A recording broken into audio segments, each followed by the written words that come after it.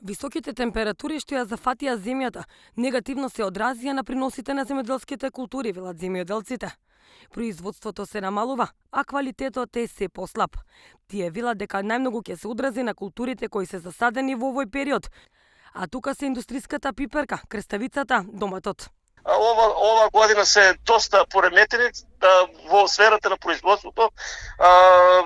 Бидејќи имаме доста високи температури, веќе знаеме дека едно 20 на дена, мислам дека тоа ќе се одрази при плодоносењето кај самите култури кои што се засадени во овој временски период, бидејќи високите температури оневозможуваат добро плодување кај самите култури кои што се засадени во овој период. Тука се однесува пред на индустријската пиперка, на крставицата, на доматот. Мислам дека ќе се одрази во добивањето на количини кои што не се соодветни по единица површина. Од друга страна, поројните дождови проследени со град направија штети на и онака малите приноси годинава. Како последица на ова, дојде до зголемување на цените на градинарските култури, а и на овошјето.